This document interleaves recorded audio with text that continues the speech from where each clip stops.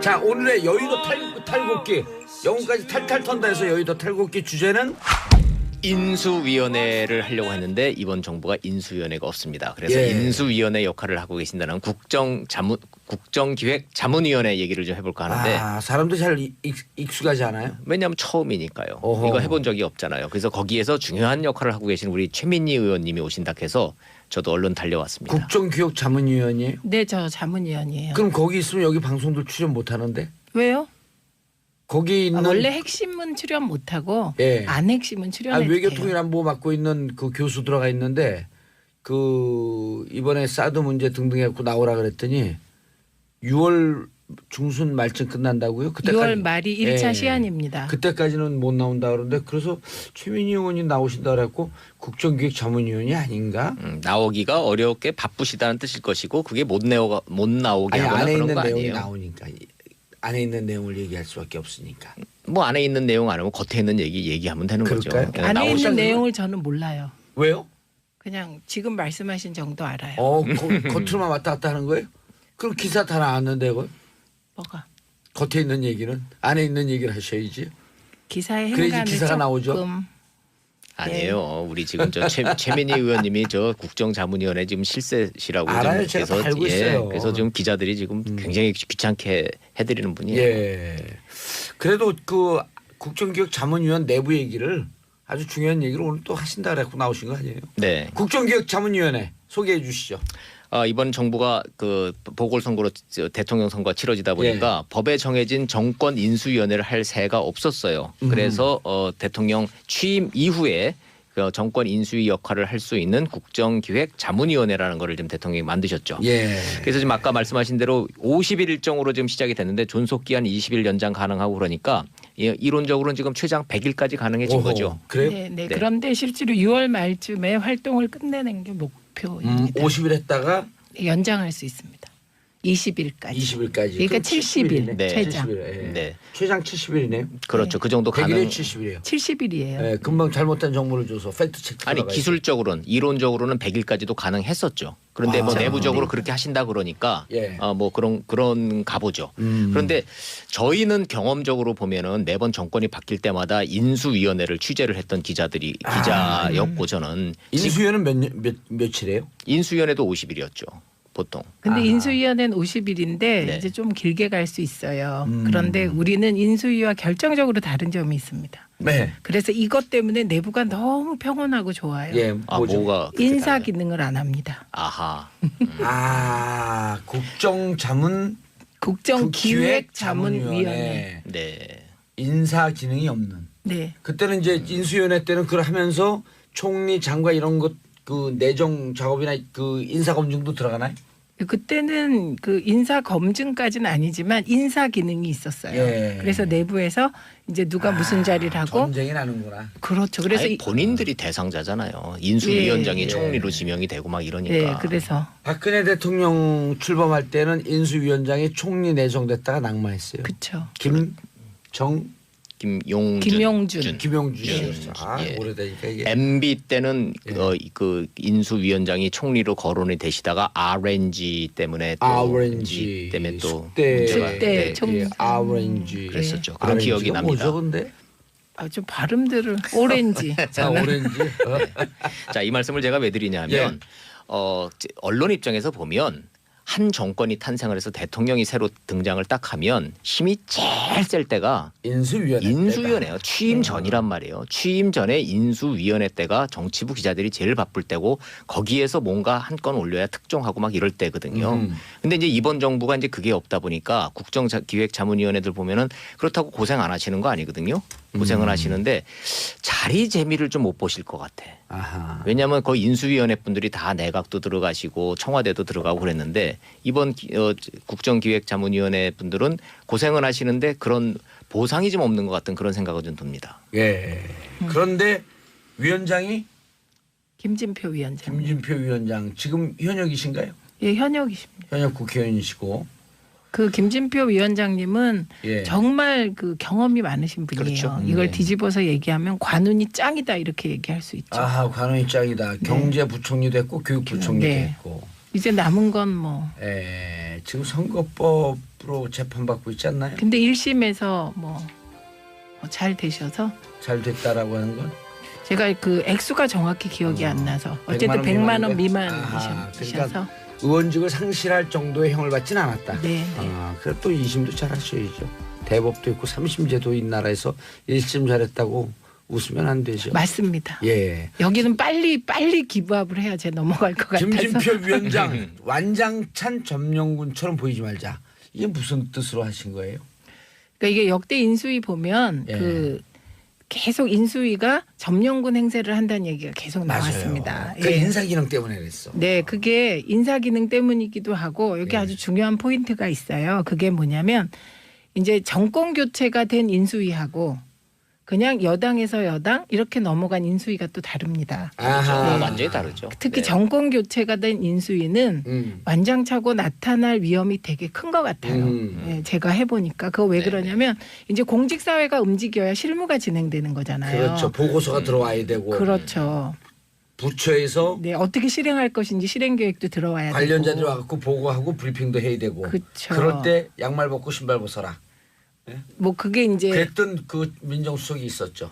그랬죠. 근데 그런데 이게 이제 그 이전 정권 그러니까 정권 교체가 됐을 때 이전 정권과 새 정부 사이에 으흠. 국정 철학이 어마어마하게 달라집니다. 지금이 바로 그런 시기이죠. 여당에서 여당 보다도 여당에서 이제 야당 정권 당이 바뀔 때. 그렇죠. 그래서 그 공직에 있는 분들이 빨리 새 정부의 철학을 이해하고 새 정부가 하려는 일을 빨리 소화해서 실행 계획을 짜는 게 중요하죠. 근데 그 과정이 쉽지가 않겠죠. 예. 네.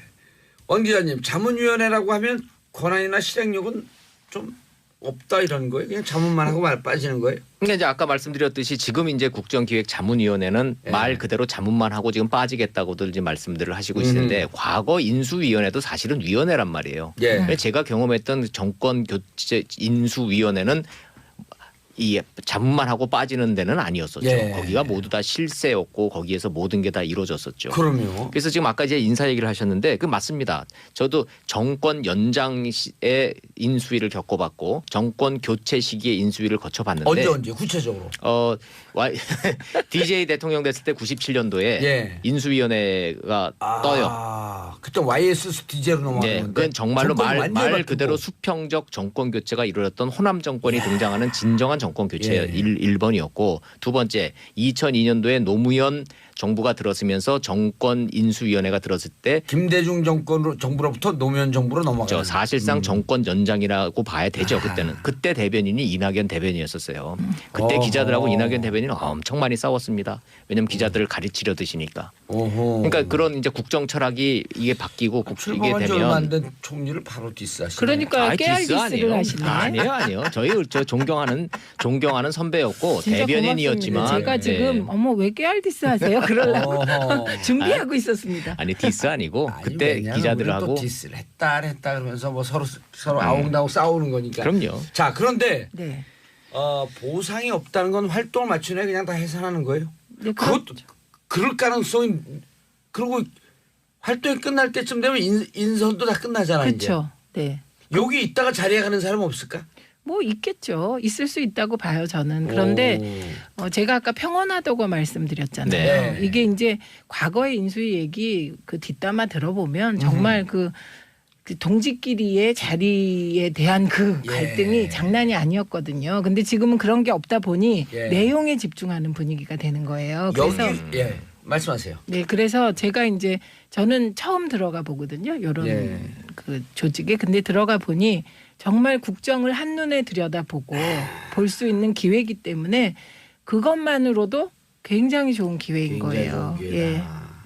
2007년도에 노무현 정부로부터 이명박 정부로 넘어갈 때 네. 그때 인수위원회 실세로 참여했던 정두원 의원. 네. 우리 여기 백투더 정치 고정 패널 아니에요? 네. 그분이 인수위 때 중간에 나왔단 말이에요. 그렇죠. 그때 정말로 그때는 정두원 의원이 실세라고 그랬는데 그 뒤에 입각 과정에서 들어가지를 못했고 큰 재미를 못 봤죠. 그래서 정두원 의원은 정작 이 MB 정권에 대해서 그런 서운함이 많으시잖아요. 많죠. 그리고 만사 형통 네. 이상득 의원하고 붙었는데 이런 얘기를 해요. 도대체 대통령의 형과 붙어서 싸울 길이 있겠냐? 그렇죠. 그거 자기 깨끗이 털고 나왔다. 그런데 그 말 한마디에 그 인수위원회 안에서 얼마나 박 터지는 전쟁이 벌어진지 한마디로 이해할 수 있는 거예요. 예, 근데 그렇죠. 저는 그 정두환 의원 얘기를 굉장히 이해하게 됐어요. 이번에 이제 처음에 이해하게 됐다. 이해하게 됐다. 그게 뭐냐면 이럴 때 누군가 실세가 작동하면 진짜 문제가 생기겠구나 이런 생각이 들어요. 근데 인사 기능이 없어도 아니 인사 기능이 없어도 무슨 예. 뭐 이렇게 실무 구체적으로 중요한 공약을 이행하는 과정을 짤 때 이런 게 있어요. 공약은 이상적인 우리의 어떤 캐치프레이즈랄까잖아요. 예. 그게 현실적으로 이행 계획을 짜는 과정에서 현실이 반영돼야 되잖아요. 그런데 만약에 현실을 고려하지 않는다면 어떻게 되겠어요? 중간에 막 이제 삐걱삐걱 됩니다. 그러니까 이 인수위나 자문위원회가 할 일은 공약을 가장 현실에 그 잘 안착하도록 로드맵을 짜는 거예요. 이게 제일 중요한데 누군가가 압력을 넣어서 그 현실에 맞는 로드맵이 아니라 머릿속의 것을 강요할 수 있는 게 실세잖아요. 아니 그럴 수도 있고 각 부처에서 네. 부처에서 어쨌든 지금 개혁 드라이브를 걸 수밖에 없는데 부처에서 마치 이런 정책이 옳은 척하면서 개혁의 칼날로부터 살짝 피하기 위해서 그게 로비를 이제 할 수도 있고. 그게 로비도 있고 또 예. 속을 수도 있고. 속을 그래서 수도 있고. 전문가가 각 분과에 들어가는 게 굉장히 중요한데 제가 드리고 싶은 말씀이 예. 뭐였냐면 MB께서는 아무리 그 기업 경험이 있어도 국정 경험이 없잖아요. 국정. 예. 시정하고 국정 또 다른데 그러니까 지금 그 현 정부에서 문재인 정부에서 국정의 가장 전문가가 대통령이세요. 그렇죠. 네, 그러니까 이걸 자꾸 비판하려고 하시는 분들은 비판할 수 있는데 이게 그 과거에 했을 때 문제됐던 지점을 너무 잘 아시기 때문에 이번 인사가 비교적 국민의 지지를 받는 인사가 나오는 거죠. 그러니까 실세가 대통령이세요. 민정수석 하셨죠. 시민사회 수석 했었죠. 비서실장 하셨잖아요. 비서실장 하셨죠. 네. 대통령 5년 동안 한 발 물러서서 혹은 깊게 들어가서 다 보고 있었는데. 네, 네. 그다음 또 히말라야까지 가서 보고 왔잖아요. 그렇죠. 예. 그게 되게 좋은 경험 같아요. 히말라야. 근데 하나 특징이 있긴 있어요. 예. 기존의 인수위원회에서 못 봤던 게 이번에는 국민 참여라는 게 지금 돼 있는데 저는 네. 이거는 좀 봐도 잘 모르겠어요. 뭐가 달라지는 건지는 잘 모르겠어요. 왜냐하면 그동안에 인수위원회라는 거는 철저하게 내부 실세들 그 정권을 잡은 사람들의 어떤 모임이었었는데 예.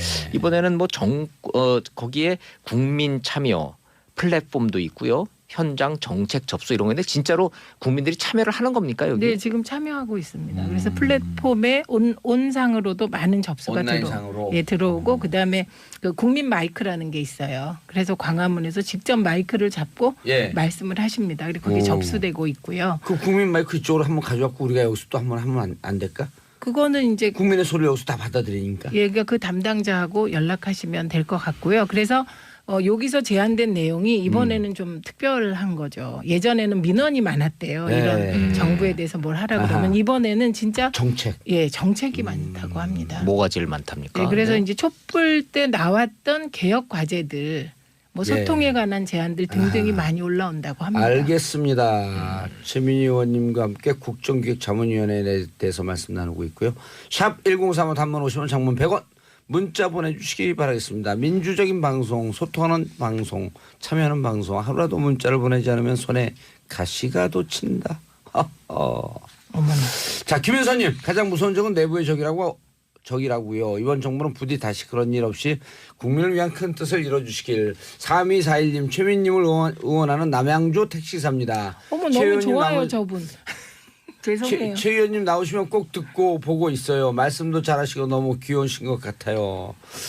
그렇죠. 이제 우리가 나이를 얘기할 수는 없지만 그래서 국정기획자문위원회가 지금 구체적으로 하고 있는 일이 뭡니까? 1, 2, 3 정리. 네, 1.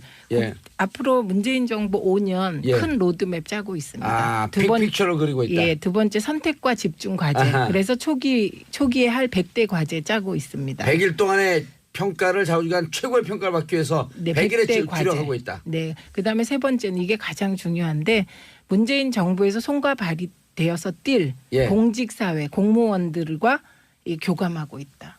어허. 원 기자님. 네. 왜 미소를 씩 지세요? 공직사회하고 이제 교감하고 있다고는 그러지만 이제 공직사회는 그거를 이제 교감이라고 느끼지는 같지는 않고요. 예. 세상이 변했고 어떤 그 통치 철학이 바꾸면은 공무원들은 생각보다 빠른 속도로 거기에 적응을 잘 하죠.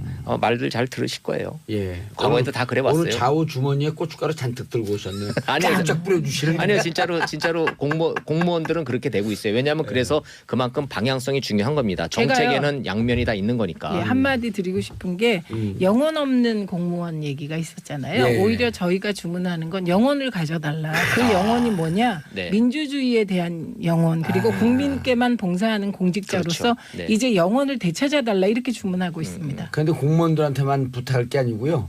공무원들이 영혼 없게끔 행동하게 만든 정책 입안자들, 지도자들, 정치인들 여기가 더 문제예요. 왜냐하면 영혼이 있게 행동하게 되면 바로 까이니까. 그렇잖아요.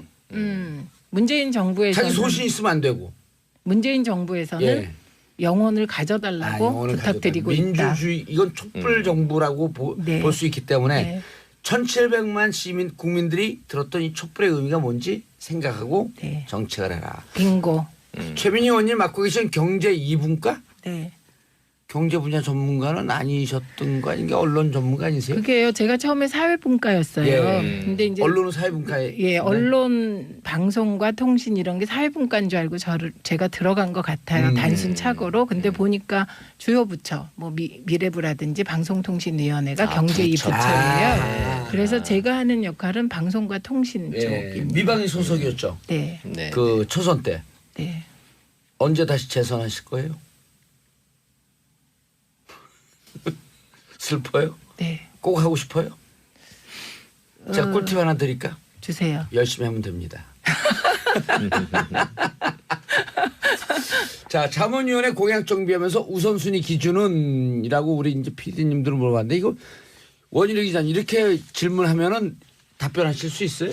지금 청와대 방향성 같은 걸 놓고 보면 국정자문위가 크게 다르지 않아요. 이 예. 로드맵 자체가 지금 청와대의 1차적인 저 정책은 급한 불 끄기 정책이라는 거잖아요. 맞습니다. 그럼 이제 뭐가 제일 급한가를 좀 먼저 이제 보고 대한민국의 문제점에 대한 진단부터 되는데 어제 장하성 정책실장이 나와서 그 부분에서 명확히 얘기를 했잖아요. 일자리다.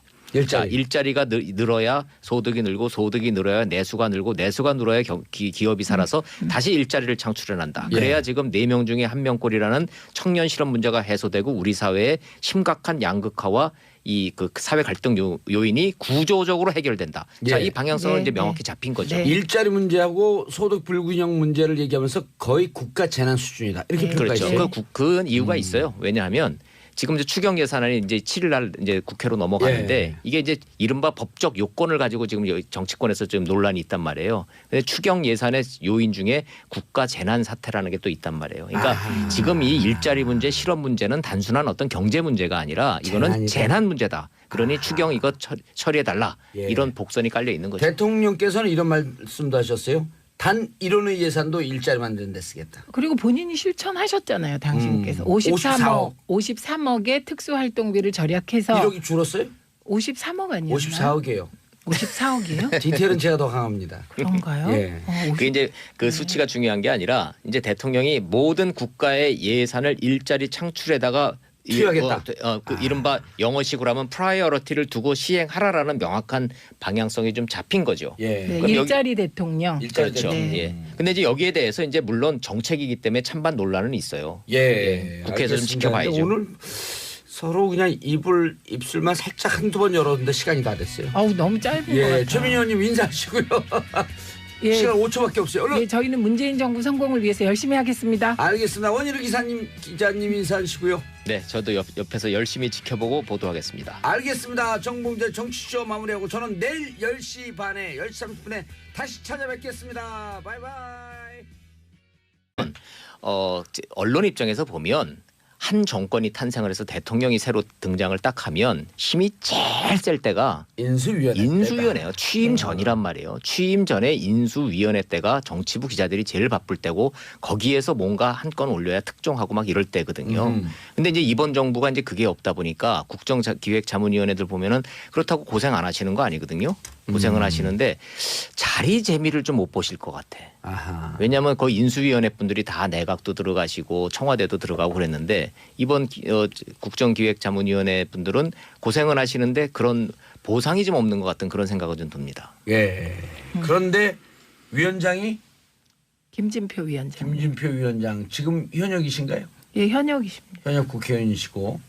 그 김진표 위원장님은 예. 정말 그 경험이 많으신 분이에요. 그렇죠. 이걸 네. 뒤집어서 얘기하면 관운이 짱이다 이렇게 얘기할 수 있죠. 아하, 관원이 짱이다. 경제부총리도 했고 교육부총리도 네. 했고. 이제 남은 건 뭐. 예. 지금 선거법으로 재판받고 있지 않나요? 근데 1심에서 뭐 잘 되셔서 잘 됐다라고 하는 건? 제가 그 액수가 정확히 기억이 안 나서 어쨌든 100만 원 아하, 미만이셔서 그러니까 의원직을 상실할 기자였고 저는 인수위원은 며칠이에요? 인수위원회도 50일이었죠. 보통. 근데 아하. 인수위원회는 50일인데 네. 이제 좀 길게 갈 수 있어요. 그런데 우리는 인수위와 결정적으로 다른 점이 있습니다. 네. 그래서 이것 때문에 내부가 너무 평온하고 좋아요. 예, 뭐죠? 뭐가 그렇게 인사 달라요? 기능을 안 합니다. 아하. 아, 국정자문 국정기획자문위원회. 네. 인사 기능이 없는. 네. 그때는 이제 인수위원회 때는 그걸 하면서 총리, 장관 이런 것 그 내정 작업이나 그 인사 검증도 들어가나요? 그때는 그 인사 검증까지는 아니지만 인사 기능이 있었어요. 예. 그래서 내부에서 이제 누가 무슨 자리를 하고 전쟁이 나는구나. 그렇죠. 그래서 아니, 본인들이 대상자잖아요. 인수위원장이 예. 총리로 지명이 되고 막 이러니까. 네, 그래서 박근혜 대통령 출범할 때는 인수위원장이 총리 내정됐다가 낙마했어요. 그렇죠. 김용준. 김용준이었어. 아, 예. 오래되니까 이게. MB 때는 예. 그 인수위원장이 총리로 거론이 되시다가 RNG 때문에 또 RNG 때문에 또 숙대 숙대 총리. RNG 그랬었죠. 그런 기억이 납니다. 뭐죠, 근데? 아주 발음들을 오렌지. 자, 오렌지. 자, 이 말씀을 제가 왜 드리냐면 예, 정도의 형을 받진 않았다. 네. 아, 그래 또 2심도 잘 하셔야죠. 대법도 있고 3심제도 이 나라에서 1심 잘했다고 웃으면 안 되죠. 맞습니다. 예. 여기는 빨리 기부합을 해야 넘어갈 것 같아서. 김진표 위원장 완장찬 점령군처럼 보이지 말자. 이게 무슨 뜻으로 하신 거예요? 그러니까 이게 역대 인수위 보면 예. 그 계속 인수위가 점령군 행세를 한다는 얘기가 계속 나왔습니다. 그 예. 인사 기능 때문에 그랬어. 네, 그게 인사 기능 때문이기도 하고 여기 예. 아주 중요한 포인트가 있어요. 그게 뭐냐면 이제 정권 교체가 된 인수위하고 그냥 여당에서 여당 이렇게 넘어간 인수위가 또 다릅니다. 아하. 완전히 다르죠. 특히 네. 정권 교체가 된 인수위는 완장차고 나타날 위험이 되게 큰 것 같아요. 네, 제가 해보니까 그거 왜 네. 그러냐면 이제 공직사회가 움직여야 실무가 진행되는 거잖아요. 그렇죠. 보고서가 들어와야 되고. 그렇죠. 부처에서 네, 어떻게 실행할 것인지 실행 계획도 들어와야 관련자들이 되고. 와갖고 보고하고 브리핑도 해야 되고. 그쵸. 그럴 때 양말 벗고 신발 벗어라. 뭐 그게 이제 그랬던 그 민정수석이 있었죠. 그랬죠. 근데 그런데 이게 이제 그 이전 정권 그러니까 정권 교체가 됐을 때 이전 정권과 새 정부 사이에 아하. 국정 기사의 그래야지 행간을 기사가 조금 나오죠. 아니에요. 우리 지금 저 최민희 의원님이 저 국정자문위원회 지금 실세시라고 알아요. 좀 제가 다 알고 있어요. 그래서 좀 기자들이 지금 굉장히 귀찮게 해드리는 분이에요. 예. 그래도 그 국정기획자문위원 내부 얘기를 아주 중요한 얘기를 오늘 또 하신다 그래고 나오신 거 아니에요? 네. 국정기획자문위원회 소개해 주시죠.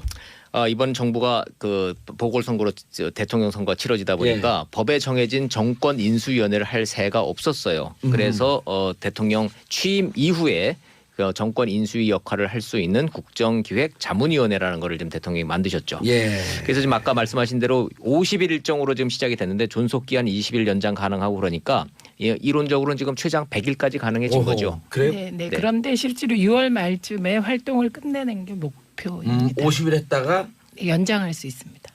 20일까지. 20일까지. 그러니까 70일 네. 최장. 70일. 예. 네. 최장 70일이네요. 그렇죠. 그 정도 100일에 가능. 70일이에요. 70일이에요. 예, 금방 잘못된 정보를 줘서 팩트 체크. 아니 기술적으로는 이론적으로는 100일까지도 가능했었죠. 그런데 뭐 아, 내부적으로 그렇게 하신다 그러니까 예. 뭐 그런 가보죠. 그런데 저희는 경험적으로 보면은 매번 정권이 바뀔 때마다 인수위원회를 취재를 했던 기자들이 자, 오늘의 여의도 탈곡기 영혼까지 탈탈 턴다 해서 여의도 탈곡기 주제는 인수위원회를 하려고 했는데 이번 정부가 인수위원회가 없습니다. 그래서 예. 인수위원회 역할을 하고 계신다는 국정기획자문위원회 얘기를 좀 해볼까 하는데 사람들이 잘 익숙하지 않아요? 왜냐하면 처음이니까요. 어허. 이거 해본 적이 없잖아요. 그래서 거기에서 중요한 역할을 하고 계신 우리 최민희 의원님이 오신다 해서 저도 얼른 달려왔습니다. 국정기획자문위원이에요? 네, 저 자문위원이에요. 그럼 거기 있으면 여기 방송들 출연 못 하는데? 왜요?